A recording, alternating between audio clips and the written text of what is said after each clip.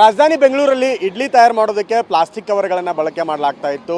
ಈ single use plastic ಬಳಕೆಯಿಂದ cancer ಕಾರಕ ಅನ್ನುವಂಥ ಅಂಶವನ್ನು ಆಹಾರ ಇಲಾಖೆ ಸತ್ಯವನ್ನು ಬಯಲು ಮಾಡಿತ್ತು. ತಮ್ಮ ವರದಿಯಲ್ಲಿ ಬಯಲಾಗ್ತಾ ಇದ್ದ ಹಾಗೆ ನಾವು TV9 ಕೂಡ ಮೆಜೆಸ್ಟಿಕ್, ಪ್ರಮುಖವಾಗಿ ಮೆಜೆಸ್ಟಿಕ್ನ ರೈಲ್ವೆ ನಿಲ್ದಾಣ ಆಗಿರ್ಬೋದು, ನಾನು ಕೆಂಪೇಗೌಡ ಬಸ್ ನಿಲ್ದಾಣ ತೋರಿಸ್ತಾ ಹೋಗ್ತೀನಿ. ಈ ಸುತ್ತಮುತ್ತ 100ಕ್ಕೂ ಹೆಚ್ಚು ಬೀದಿ ಬದಿ ವ್ಯಾಪಾರಿಗಳಿದ್ದಾರೆ ಮತ್ತು ರಸ್ತೆ ಬದಿಗಳಲ್ಲಿ ತಳ್ಳುಗಾಡಿಗಳ ಮೂಲಕ ಕ್ಯಾಂಟೀನ್ಗಳಲ್ಲಿ ಇಡ್ಲಿಯನ್ನಾಗಿರ್ಬೋದು ಬೇರೆ ಬೇರೆ ಜಿಲ್ಲೆಗಳಿಂದ, ರಾಜ್ಯಗಳಿಂದ ಬರುವಂಥ ಸಾಕಷ್ಟು ಜನರಿಗೆ ಆಹಾರವನ್ನು ಸಿದ್ಧಪಡಿಸ್ತಾರೆ. ಆದರೆ ಅವರು ತೊಳೆಯೋದಕ್ಕೆ ಕಷ್ಟ ಮತ್ತು ಹೆಚ್ಚಿನ ಸಂಖ್ಯೆಯಲ್ಲಿ ಕೆಲಸ ಮಾಡೋದಕ್ಕೆ ಸಿಬ್ಬಂದಿ ಸಿಗೋದಿಲ್ಲ ಅನ್ನೋಂಥ ಕಾರಣಕ್ಕಾಗಿ ಸಿಂಗಲ್ ಯೂಸ್ ಪ್ಲಾಸ್ಟಿಕ್ಗಳನ್ನು ಬಳಕೆ ಮಾಡಿಕೊಂಡು ಇಡ್ಲಿಯನ್ನು ತಯಾರು ಮಾಡ್ತಾಯಿದ್ರು. ಜೊತೆಗೆ ಪ್ಲೇಟ್ಗಳಿಗೂ ಕೂಡ ಪ್ಲಾಸ್ಟಿಕ್ಕನ್ನು ಹಾಕ್ತಾಯಿದ್ರು. ಆದರೆ ಅದು ಇಡ್ಲಿ ಜೊತೆಗೆ ಪ್ಲಾಸ್ಟಿಕ್ ಬೇಯೋದ್ರಿಂದ ಅದರ ಪ್ಲಾಸ್ಟಿಕಲ್ಲಿರುವಂಥ ಕಂಟೆಂಟ್ ಇಡ್ಲಿಗೆ ಸೇರಿಕೊಂಡು ಕ್ಯಾನ್ಸರ್ಗೂ ಕೂಡ ಕಾರಕ ಆಗಿತ್ತು. ಈ ವರದಿಯನ್ನು ಆರೋಗ್ಯ ಇಲಾಖೆ ಬಯಲು ಮಾಡಿತ್ತು. ಇದಾದ ಬಳಿಕ TV9 ಕೂಡ ಸಾಕಷ್ಟು ಭಾಗಗಳಲ್ಲಿ ಈ ಸತ್ಯವನ್ನು ಬಿಚ್ಚಿಟ್ಟಿತ್ತು. ಸದ್ಯ ನಾನೀಗ ಕಳೆದ 2-3 ದಿವಸಗಳ ಹಿಂದೆ ಪ್ಲಾಸ್ಟಿಕ್ ಬಳಕೆ ಮಾಡಿಕೊಂಡು ಇಡ್ಲಿ ತಯಾರು ಮಾಡ್ತಿದ್ದಂತಹ ಮೆಜೆಸ್ಟಿಕ್ನ ರೈಲ್ವೆ ನಿಲ್ದಾಣ ಮುಂಭಾಗದಲ್ಲಿರುವಂತಹ ಒಂದು ಕ್ಯಾಂಟೀನ್ ಬಳಿ ಇದ್ದೀನಿ. ಇಲ್ಲಿ ಸದ್ಯಕ್ಕೆ ಈಗ ನೀವು ನೋಡ್ಬೋದು, ಬಾಳೆ ಎಲೆಗಳನ್ನು ಬಳಕೆ ಮಾಡಿಕೊಳ್ಳೋದಕ್ಕೆ ಶುರು ಮಾಡಿದ್ದಾರೆ. ಯಾಕಂದರೆ ಅವರ ಆಹಾರ ಅಭಿ ಸೈಡ್ ತಗೊಳ್ಳೋದು ಬೆಟರ ಅಥವಾ ಅಪಾರ್ಟ್ಮೆಂಟ್ ತಗೊಳ್ಳೋದು ಬೆಟರ? ಚಿಂತೆ ಯಾಕೆ, ಒಬ್ಬ ರಿಯಲ್ ಎಸ್ಟೇಟ್ ಎಕ್ಸ್ಪರ್ಟ್ ಜೊತೆ ಮಾತಾಡು. ಹೌದಾ? ಹೇಗೆ? Boss Vala B the boss. ಇಲಾಖೆ ಕೂಡ ಕೆಲವೊಂದಿಷ್ಟು ಸೂಚನೆಗಳನ್ನು ಕೊಡ್ತು. ಜೊತೆಗೆ ಆಹಾರ ಇಲಾಖೆ ಸೂಚನೆ ಕೊಡ್ತಾ ಇದ್ದ ಹಾಗೆ ನೀವು ನೋಡ್ಬೋದು, ಇಡ್ಲಿ ತಯಾರು ಮಾಡೋದಕ್ಕೆ ಮೊದಲು ಪ್ಲಾಸ್ಟಿಕ್ಕನ್ನು ಬಳಕೆ ಮಾಡ್ತಿದ್ದಂತಹ ಜಾಗದಲ್ಲಿ ಬಟ್ಟೆಯನ್ನು ಹಾಕ್ತಾ ಇದ್ದಾರೆ. ಕಾಟನ್ ಬಟ್ಟೆಯನ್ನು ಹಾಕಿಕೊಂಡು ಇಡ್ಲಿಯನ್ನು ತಯಾರು ಮಾಡೋದಕ್ಕೂ ಕೂಡ ಮುಂದಾಗಿರುವಂಥದ್ದು ಸದ್ಯದ ಚಿತ್ರಣ ನೋಡ್ಬೋದು ನೀವು. ಇದೇ ಸ್ಥಳದಲ್ಲಿ ಈ ಕಳೆದ 4-5 ದಿವಸಗಳ ಹಿಂದೆ ಪ್ಲಾಸ್ಟಿಕ್ ಬಳಕೆ ಆಗ್ತಾ ಇತ್ತು. ಈಗ ಕಾಟನ್ ಬಟ್ಟೆಯನ್ನು ಬಳಕೆ ಮಾಡಿಕೊಂಡು ಇಡ್ಲಿಯನ್ನು ತಯಾರು ಮಾಡ್ತಾ ಇದ್ದಾರೆ. ತುಂಬ ಸುರಕ್ಷಿತವಾಗಿ ಮತ್ತು ಸೇಫಾಗಿ ಇಡ್ಲಿಯನ್ನು ಕೂಡ ರೆಡಿ ಮಾಡ್ತಾ ಇದ್ದಾರೆ. ಇನ್ನು ಪ್ಲೇಟ್ಗಳಿಗೂ ಕೂಡ ಕೊಡುವಂತಹ ಸಿಬ್ಬಂದಿಗೆ ಬಾಳೆ ಎಲೆಯನ್ನು ಬಳಕೆ ಮಾಡ್ಕೊಳ್ತಾ ಇದ್ದಾರೆ. ಬಾಳೆ ಎಲೆಯನ್ನು ಬಳಕೆ ಮಾಡಿಕೊಂಡು ಆಹಾರವನ್ನು ಅದರಲ್ಲಿ ಕೊಡ್ತಾ ಇದ್ದಾರೆ. ಈ ಮೊದಲು ಪ್ಲಾಸ್ಟಿಕ್ಕನ್ನು ಬಳಕೆ ಮಾಡ್ತಾ ಇದ್ರು, ಸಿಂಗಲ್ ಯೂಸ್ ಪ್ಲಾಸ್ಟಿಕ್ಕನ್ನು ಬಳಕೆ ಮಾಡ್ತಾ ಇದ್ರು.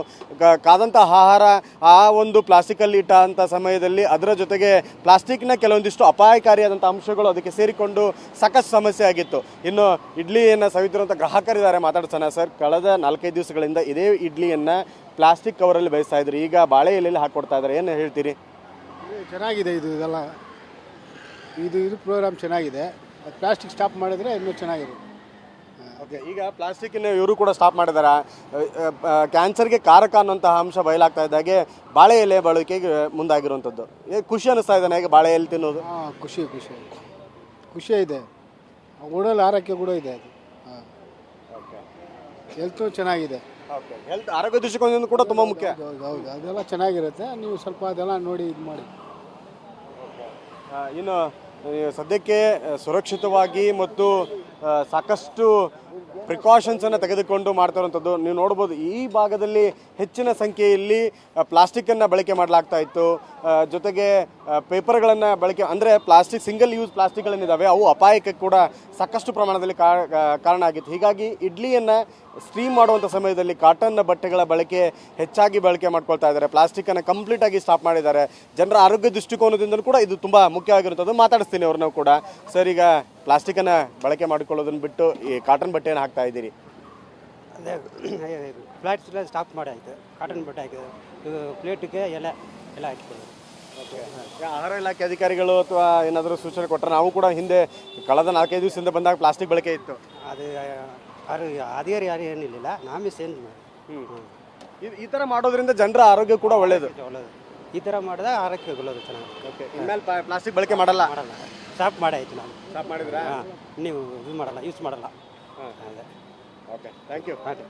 ಇದು ಸದ್ಯಕ್ಕೆ ಮೆಜೆಸ್ಟಿಕ್ನ ಬಹುತೇಕ ತಳ್ಳುಗಾಡಿ ಆಗಿರ್ಬೋದು ಮತ್ತು ಕ್ಯಾಂಟೀನ್ಗಳೇನಿದ್ದಾವೆ, ಚಿಕ್ಕ ಪುಟ್ಟ ರಸ್ತೆ ಬದಿಯಲ್ಲಿರುವಂಥ ಕ್ಯಾಂಟೀನ್ಗಳು ಹೊಸದಾಗಿ ಈ ರೀತಿಯಾಗಿ ಬಾಳೆ ಎಲೆಗಳನ್ನು ಬಳಕೆ ಮಾಡಿಕೊಳ್ಳುವಂಥದ್ದು, ಕಾಟನ್ ಬಟ್ಟೆಗಳನ್ನು ಬಳಕೆ ಮಾಡಿಕೊಂಡು ಇಡ್ಲಿಯನ್ನು ತಯಾರು ಮಾಡುವಂಥದ್ದು ಕೂಡ ಕಂಡು ಬರ್ತಾ ಇದೆ. ಇದು ಒಂದು ಕಡೆ TV9 ಕೂಡ ರಿಯಾಲಿಟಿ ಚೆಕ್ಕಿಂದ ಸುಧಾರಣೆ ಆಗಿರುವಂಥದ್ದು. ಮತ್ತೊಂದು ಕಡೆ ಆಹಾರ ಇಲಾಖೆ ಕೂಡ ಅದೇ ರೀತಿಯಾಗಿ ಸೂಚನೆಗಳನ್ನು, ನೋಟಿಸ್ಗಳನ್ನು ಕೊಟ್ಟು ಕೂಡ ಜನರ ಆರೋಗ್ಯದ ಕಡೆ ಹೆಚ್ಚು ಗಮನ ಕೊಟ್ಟಿರುವಂಥದ್ದು ಕೂಡ ಕಂಡು ಬರ್ತಾ ಇದೆ. ಕ್ಯಾಮರಾಮನ್ ಗಣೇಶ್ ಪ್ರಸಾದ್ ಜೊತೆ ವಿನಯ್ ಕುಮಾರ್ ಕಾಶಪ್ಪನವರ TV9 ಬೆಂಗಳೂರು.